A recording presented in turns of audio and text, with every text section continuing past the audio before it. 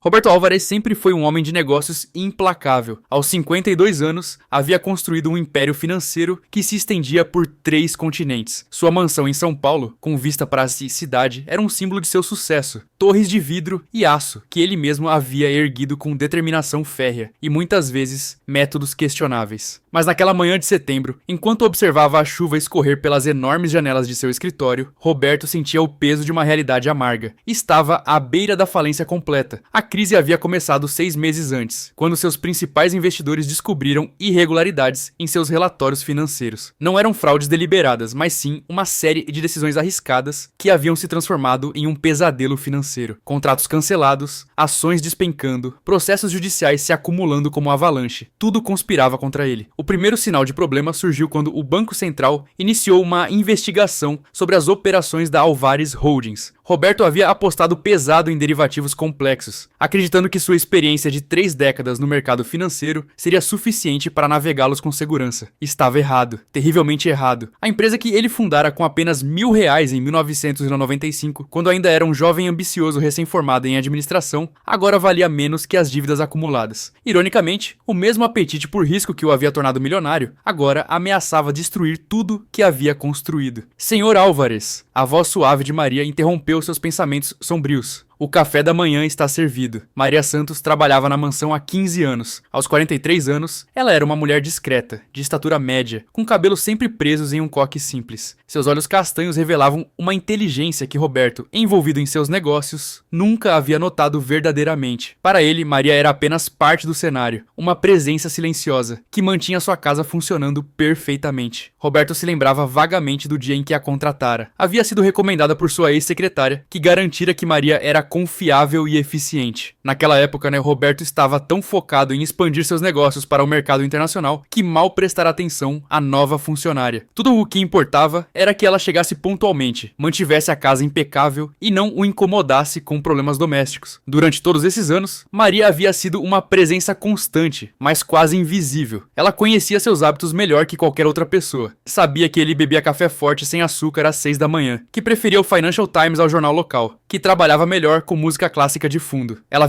havia testemunhado suas vitórias e derrotas, seus momentos de glória e suas crises de raiva, sempre mantendo a discrição profissional para que ele valorizava. Não tenho fome, murmurou Roberto, sem se virar da janela. Maria permaneceu parada por um momento, observando o homem, que pela primeira vez em todos aqueles anos parecia verdadeiramente vulnerável. Ela havia testemunhado reuniões tensas, telefonemas explosivos e noites sem dormir, mas nunca o havia visto assim, derrotado. Com licença, senhor, disse ela, entrando no escritório com uma bandeja. Mas o senhor precisa comer algo. Não vai resolver nada passando fome. Roberto se virou, surpreso pelo tom firme na voz habitualmente submissa da empregada. Maria, você não entende. Até o final do mês, vou perder tudo. Esta casa, a empresa, tudo será tomado pelos credores. Ele gesticulou em direção às pilhas de documentos legais espalhados por sua mesa. 60 milhões em dívidas, Maria. Minha empresa vale menos que isso agora. Os bancos já começaram o processo de execução. Meus advogados dizem que tenho 2 semanas no máximo. A voz de Roberto tremia ligeiramente.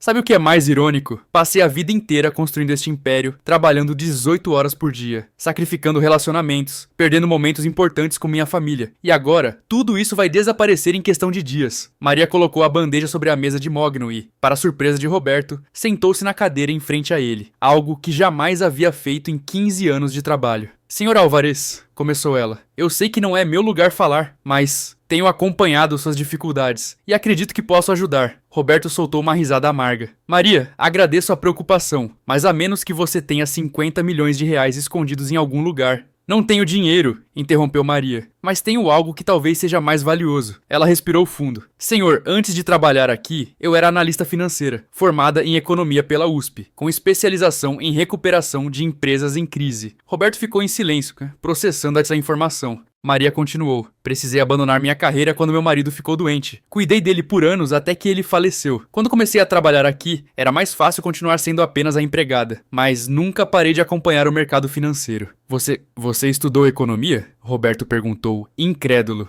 Sim, senhor. Formei-me em 1998. Fiz mestrado em 2001 e trabalhei por 8 anos na consultoria McKinsey, especializando-me em reestruturação corporativa. Ajudei a recuperar empresas em situações muito piores que a sua. Maria se inclinou para a frente. Durante todos esses anos aqui, observei seus negócios, conheço seus contratos, suas parcerias, suas estratégias. Sei onde você acerta e onde você erra. Roberto começou a se lembrar de pequenos detalhes que agora faziam sentido. Maria sempre demonstrava conhecimento sobre assuntos econômicos, quando ocasionalmente comentava as notícias. Ela lia os jornais financeiros que ele deixava pela casa. Várias vezes ele havia encontrado livros de economia e finanças em sua mesa de cabeceira quando ela estava limpando, mas nunca havia prestado atenção. Por que você nunca me contou isso? Roberto perguntou. Maria suspirou. Porque você nunca perguntou, senhor. Para você, eu era apenas a empregada. Mas também porque eu precisava do emprego. Uma mulher de 40 anos, viúva, sem referências recentes no mercado financeiro. Não era fácil encontrar trabalho na minha área. Ela pausou, olhando diretamente nos olhos de Roberto. Além disso, cuidar de meu marido durante sua doença havia sido minha prioridade. Quando ele faleceu, eu estava emocionalmente exausta e financeiramente destruída. Trabalhar aqui me deu estabilidade e tempo para me recuperar. Roberto se sentou lentamente, sua expressão mudando de descrença para curiosidade. E agora você acha que pode me ajudar? Não acho, senhor. Eu sei que posso. Maria abriu uma pasta que havia trazido. Algo que Roberto nunca havia visto antes. Dentro estavam planilhas, gráficos e análises detalhadas. Todas escritas à mão com a caligrafia precisa que ele reconhecia de anos de bilhetes e listas domésticas. Senhor Álvares, durante os últimos 6 meses, enquanto você lutava contra a crise, eu passei minhas noites analisando sua situação financeira. Tenho aqui um plano completo de recuperação. Roberto folheou os documentos, sua admiração crescendo a cada página. As análises eram profundas, detalhadas e demonstravam um conhecimento íntimo não apenas de sua empresa, mas do mercado financeiro como um todo. Seu maior problema, continuou Maria, não é apenas a falta de dinheiro, mas a falta de confiança do mercado. Os investidores fugiram porque perderam a fé na sua capacidade de liderança. Eles veem você como um empresário brilhante que se perdeu na ganância. E como isso pode ser resolvido? O Roberto perguntou, estudando um gráfico particularmente complexo. Reestruturação completa, não apenas financeira, mas também de imagem, estratégia e governança corporativa. Maria apontou para uma das análises. Veja, você tem ativos subutilizados que valem mais do que imagina. Aquele terreno em Campinas, por exemplo. Você comprou por 15 milhões para construir um shopping center, mas com a mudança no comportamento do consumidor pós-pandemia, seria mais lucrativo transformá-lo em um centro logístico para e-commerce. Roberto estudou os números detalhadamente. Maria se havia calculado que o terreno, estrategicamente localizado próximo a importantes rodovias, poderia render pelo menos 40 milhões, se desenvolvido adequadamente como hub logístico. Continue, disse ele, genuinamente interessado. Seus contratos internacionais também podem ser renegociados. Você tem parcerias na Argentina, no Chile e no México que estão gerando prejuízo, mas não porque são ruins negócios, é porque você está tentando controlá-los totalmente do Brasil. Maria mostrou outro documento. Se você transformar essas subsidiárias em joint ventures locais, mantendo participação minoritária estratégica, pode reduzir custos operacionais em 60% e aumentar a eficiência em pelo menos 40%. Roberto começou a ver um padrão nas análises de Maria. Ela não estava apenas propondo cortes ou vendas desesperadas de ativos, estava sugerindo uma transformação fundamental na forma como ele conduzia os negócios. Há também a questão dos seus funcionários, né? Continuou Maria. Você tem uma equipe talentosa, mas desmotivada. Nos últimos meses, 15 profissionais-chave pediram demissão. Isso não é apenas pela crise financeira, mas pela forma como você tem gerenciado a situação. O que você quer dizer? Roberto perguntou, ligeiramente defensivo. Senhor, você sempre foi um líder autoritário, funcionava quando a empresa estava crescendo e todos tinham participação nos lucros. Mas em tempos de crise, as pessoas precisam de transparência, de participação nas decisões, de esperança. Maria apontou para uma lista de nomes. Estes são funcionários que respeitam você, mas que estão considerando sair. Se você perder eles, perderá o conhecimento institucional que levou anos para construir. Roberto reconheceu vários nomes na lista. Pessoas que haviam trabalhado com ele por mais de uma década. Profissionais que ele considerava insubstituíveis. E qual é exatamente o seu plano? Perguntou ele. Maria se levantou e se dirigiu ao quadro branco que Roberto usava para suas apresentações. Com movimentos seguros, começou a escrever uma estratégia detalhada em etapas. Primeiro, anunciamos uma nova estrutura de liderança. Você permanece como presidente executivo, mas precisamos de alguém como CEO operacional. Alguém que os investidores vejam como uma liderança nova e confiável, mas que também conheça profundamente a empresa. Roberto observou enquanto Maria transformava o quadro em um plano de negócios complexo e bem estruturado. Segundo, implementamos um programa de transparência total. Auditorias independentes mensais, relatórios trimestrais públicos, conselho consultivo com membros externos reconhecidos no mercado. Mostramos que a empresa mudou fundamentalmente sua forma de operar. Terceiro, focamos na inovação tecnológica. Seus concorrentes estão presos em modelos tradicionais de negócio. Podemos nos posicionar como pioneiros em fintech sustentável, usando inteligência artificial para otimizar investimentos e reduzir riscos. Quarto, estabelecemos parcerias estratégicas em vez de competir diretamente. Você sempre tentou dominar mercados inteiros. Agora, devemos colaborar com outros players, criando ecossistemas de negócios em vez de impérios isolados. Quinto, implementamos um programa de participação nos lucros para todos os funcionários. Isso não é apenas motivação, mas uma forma de alinhar interesses e reduzir custos fixos com salários. Quando Maria terminou, Roberto ficou em silêncio por longos minutos, absorvendo a magnitude do plano. Não era apenas uma estratégia de sobrevivência, mas uma visão completamente nova de como sua empresa poderia operar. Isso tudo soa muito bem no papel, disse ele finalmente. Mas quem você sugere como CEO operacional? Alguém com esse perfil custaria uma fortuna, e eu não tenho dinheiro para contratar uma liderança de primeira linha. Maria sorriu pela primeira vez desde que começara a apresentação. E estou sugerindo que você me promova. O silêncio que se seguiu foi ensurdecedor. Roberto olhou para a mulher que havia servido seu café por 15 anos, vendo-a verdadeiramente pela primeira vez. Maria, você está falando sério? Completamente. Conheço sua empresa melhor que qualquer consultor externo. Tenho as qualificações necessárias e, mais importante,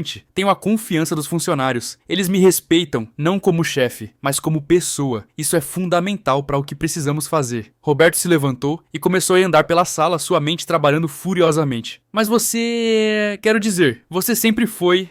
Sua empregada doméstica, Maria completou. Sim, isso me deu uma perspectiva única. Vi como você trata as pessoas, como toma decisões sob pressão, quais são seus pontos fortes e fracos. Sei quando você blefa e quando você realmente sabe o que está fazendo. Ela se levantou também, caminhando até a janela. Além disso, senhor, eu conheço seus hábitos, sua rotina, seus medos. Sei que você trabalha melhor de manhã, que toma decisões mais acertadas quando está calmo, que sua intuição é excelente, mas sua paciência é limitada. E qual seria exatamente o seu primeiro passo? Perguntou Roberto. Convocar uma reunião com os 5 maiores credores e propor um acordo de reestruturação, não como um devedor desesperado, mas como uma empresa com um plano sólido de recuperação e nova liderança. Maria apontou para os documentos. Tenho aqui projeções financeiras detalhadas mostrando como podemos pagar todas as dívidas em 3 anos, mantendo a empresa operacional e rentável. Roberto estudou os números novamente. As projeções eram otimistas, mas não irreais. Maria havia considerado cenários conservadores e pessimistas também. Você realmente acredita que isso pode funcionar? Perguntou ele. Senhor, eu já vi empresas em situações piores se recuperarem completamente. A diferença é que a maioria dos empresários em crise age por desespero, não por estratégia. Você tem a vantagem de ter uma base sólida, uma empresa com 28 anos de história, funcionários talentosos, relacionamentos no mercado. Maria voltou a se sentar, sua postura agora mais confiante. Mas preciso que você entenda uma coisa. Se fizermos isso, você terá que mudar. Não posso ser apenas uma figura decorativa. Preciso de autoridade real para implementar as mudanças necessárias. Roberto considerou a proposta. Era arriscado, mas que alternativa ele tinha? Seus advogados já haviam sugerido concordata, o que significaria a morte lenta da empresa. Seus consultores financeiros recomendavam liquidação de ativos, o que eliminaria qualquer chance de recuperação. Maria Santos, disse ele finalmente, estendendo a mão, gostaria de se tornar a CEO operacional da Álvares Holdings. Maria apertou a mão firmemente. Aceito, Sr. Álvares, mas com algumas condições. Quais? Primeiro, a partir de agora, você me chama pelo meu nome e título, não de a empregada. Segundo, preciso de autonomia total para implementar as mudanças operacionais. Terceiro, quero um contrato formal com participação nos lucros da recuperação. Roberto sorriu, o primeiro sorriso genuíno em meses. Concordo com tudo. Os dias seguintes foram uma transformação completa. Maria imediatamente começou a implementar seu plano, começando pela comunicação interna. Ela convocou uma reunião com todos os funcionários, explicando honestamente a situação financeira da empresa e apresentando o plano de recuperação. A reação inicial foi de surpresa e ceticismo. Muitos funcionários conheciam Maria apenas como a empregada doméstica do chefe. Mas quando ela começou a falar sobre economia, estratégia empresarial e projeções financeiras, demonstrando conhecimento profundo sobre cada área da empresa, a atitude mudou rapidamente. Sei que é estranho, disse ela durante a reunião, mas às vezes as melhores soluções vêm de perspectivas inesperadas. Observei esta empresa por 15 anos, vi seus erros e acertos. Agora, preciso da ajuda de vocês para implementar as mudanças necessárias. João, o gerente de vendas, foi o primeiro a falar. Maria, você realmente acredita que podemos nos recuperar liderar? Não apenas acredito, como tenho certeza, respondeu ela. Mas só vai funcionar se todos estivermos comprometidos. Não posso fazer isso sozinha. A reunião se estendeu por 3 horas, com Maria respondendo perguntas detalhadas sobre o plano de recuperação. Ao final, ela havia ganhado não apenas o respeito, mas o comprometimento da equipe. Enquanto isso, Roberto trabalhava na parte legal da transição. Seus advogados inicialmente resistiram à ideia de promover a Maria a empregada doméstica, mas quando viram as qualificações de Maria e seu plano detalhado, mudaram rapidamente de opinião. Roberto disse seu advogado principal: "Essa mulher é impressionante. Onde você a encontrou?" "Ela esteve aqui o tempo todo", respondeu Roberto. "Eu que nunca prestei atenção." A primeira grande prova veio uma semana depois, quando Maria se reuniu com os principais credores. Roberto havia insistido em acompanhá-la, mas ela pediu para conduzir a reunião sozinha. "Confie em mim", disse ela. "Eles precisam ver que há uma nova liderança, não apenas uma nova estratégia." A reunião aconteceu na sede do maior banco credor. Maria chegou pontualmente, vestindo um terno azul marinho que havia comprado especificamente para a ocasião. O primeiro terno que usava em 15 anos. Senhores, começou ela. "Estou aqui para apresentar um plano de recuperação da Álvares Holdings. Não estou aqui para pedir perdão ou implorar por mais tempo. Estou aqui para propor uma parceria que beneficiará todas as partes envolvidas." Durante 2 horas, Maria apresentou seu plano em detalhes. Ela havia preparado respostas para todas as possíveis objeções, demonstrando conhecimento profundo, não apenas da empresa, mas do mercado financeiro como um todo. O diretor do banco, inicialmente cético, gradualmente se impressionou com a profundidade da análise.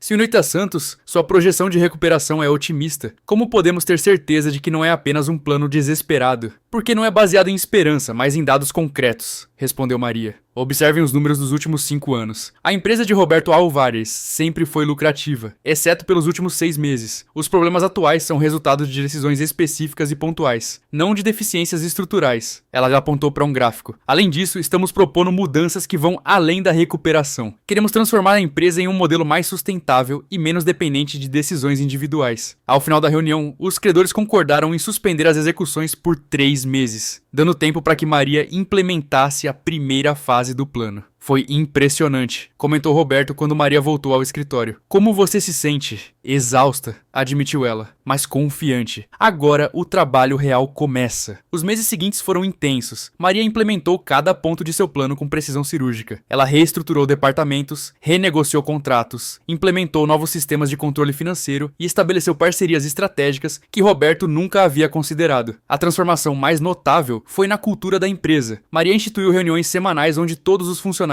podiam contribuir com ideias e sugestões. Ela criou um programa de treinamento interno, onde os funcionários mais experientes ensinavam os mais novos, criando um senso de comunidade e propósito.